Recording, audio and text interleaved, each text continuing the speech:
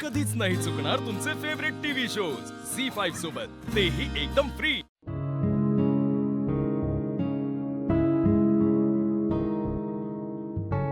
सीता, मला तुझी घालमेल समजते। काय चाललंय मनात, बोल। माझ्या मनाची घालमेल कळते तुम्हाला, पण मग त्या मागची कारणं बोलून दाखवायची गरज आहे का?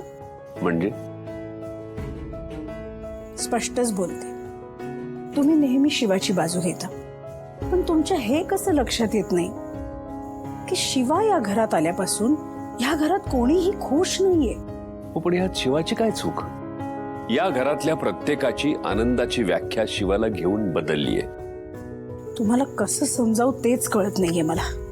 अहो, एक घटना असेल तर आपण योगायोग समजू शकतो, पण सारख्याच घटना घडायला लागल्या तर काय म्हणायचं नक्की?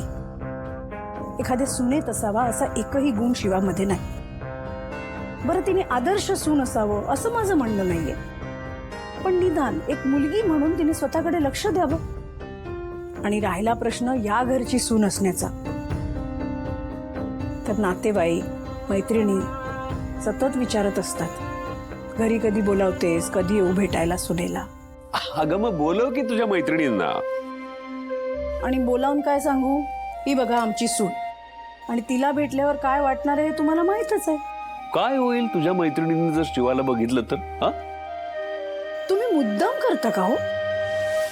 हे बघ, मी काही मुद्दाम करत नाहीये, पण या सगळ्यामध्ये त्या शिवाची काय चूक? ती बिचारी हे सगळं मुकाटपणे सहन करते। तुमच्या एक कसं लक्षात येत नाहीये, आपला मुलगा दारू पिऊन घरी आला, कोणामुळे? त्या मुलीमुळे।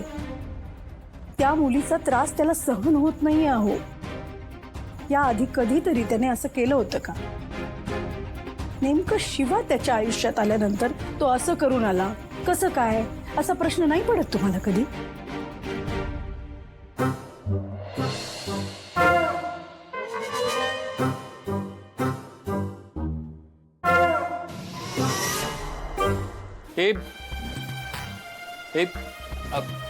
काय करतेय?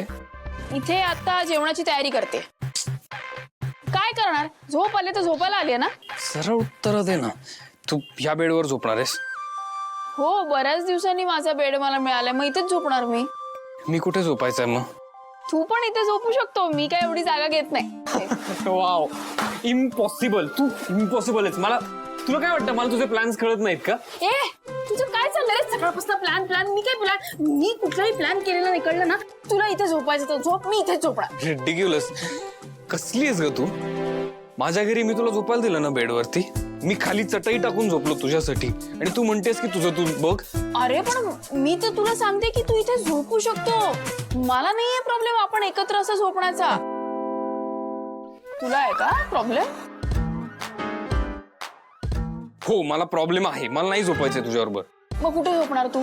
मी बाहेर झोपतो मी। वा वा वा, चालेल चालेल, जशी तुझी इच्छा, जा तुझा। जातोच आहे मग, जा।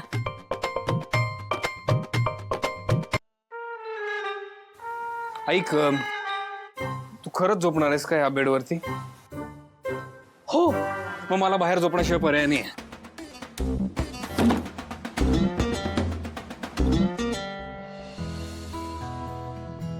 आई, गोळी।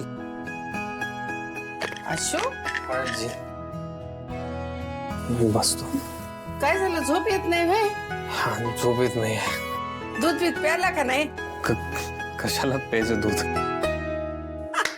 कशाला म्हणजे काय, ते काय ते रात्रीचं जागरण केल्यावर ते पित्त पित्त होतंय का नाही, ते दूध प्याल्यानंतर होत नाही, आणि मग दूध प्याल्यावर लई मज्जा येते, म्हणून प्यायचं असतंय। आताच नाही जायचंय मला।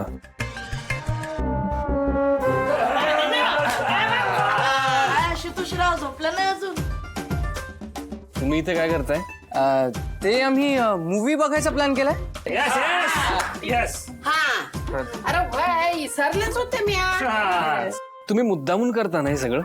अरे नाही नाही, मुद्दाम कशाला करू? मुद्दाम कशाला करतील पोरं? मी असं का करू? हा जीजू, मला ते प्लीज म्हणू नकोस. मी आज चाललोय झोपायला. जिजू आरामात झोपा. Good night good night. Sweet dream. Take care.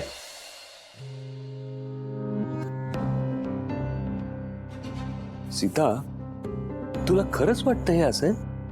दुसरं काय कारण आहे आशूच्या ह्या वागण्याचं? ठीक आहे, पण मला पक्क ठाऊक आहे की आशूच्या दारू पिण्याचं कारण शिवा नाहीये.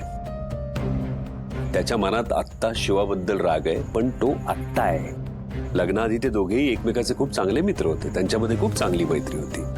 हे सगळं आपण जाणतोच, पण आत्ता आत्ता आशूला याकडे मॅच्युअर्डली बघता येत नाहीये.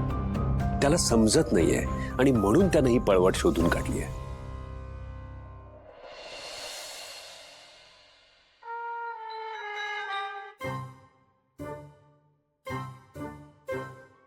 अरे तू तर बाहेर जाणार होता ना झोपायला, हा गेलो होतो.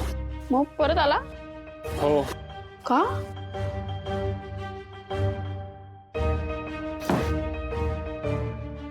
त्यांची मूवी नाईट आहे बाहेर. बरं हे बघ, तू जरा शांत हो. तू ये इथे झोप, काही प्रॉब्लेम नाही. मा अंगाला हात लावू नकोस. ओके. हे बघ, तू खरंच शांत हो. आणि हे बघ, हे दूध पी. खरंच शांत झोप लागेल, कळणार पण नाही काय झालं. तेच नकोय मला, कळणार पण नाही काय झालं म्हणे. वा, काय प्रॉब्लेम आहे रे तुझा? तुला झोपायचं तर झोप, नाही तर जाऊ दे. मला खूप झोप आली, जाऊ दे, जा. तू मुद्दामून करतेस ना हे? तुला माहितीये मला झोप लागत नाही खाली म्हणून. हे बघ, तिकडे चटई आहे, ती घ्यायची आणि झोपायचं. पण मी खाली नाही झोपू शकत. अरे यार, तुझ्या किती अटी आहेत रे. आणि मला ना तुझ्याशी भांडत बसायला अजिबात वेळ नाही. मी खूप थकले, मला झोप आलीये. तुला झोपायचं तर झोप, नाही तर काही कर. तू झोप. काय मस्त झोप.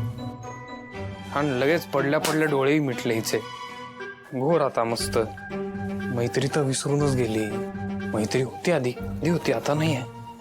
आता नवरा आहे मी. एनिवे, काय करणार, आजकाल मैत्रीलाही जागत नाहीत लोक.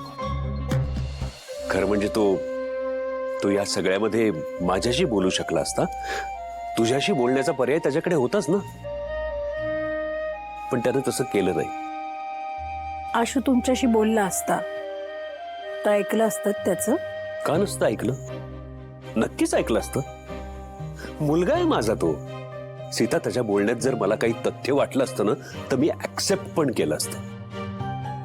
पण हे बरोबर नाही. असं एखाद्यावर रागराग करणं, चिडचिड करणं आणि त्याला आपल्यापासून दूर लोटणं, हे काही मला पटत नाही. हॅलो, खरंच झोपली का?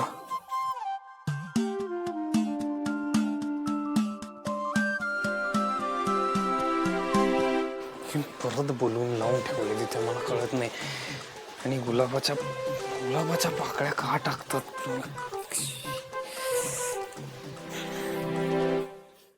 झी5 ॲप डाउनलोड करा आणि पहा सर्व एपिसोड्स एकदम फ्री.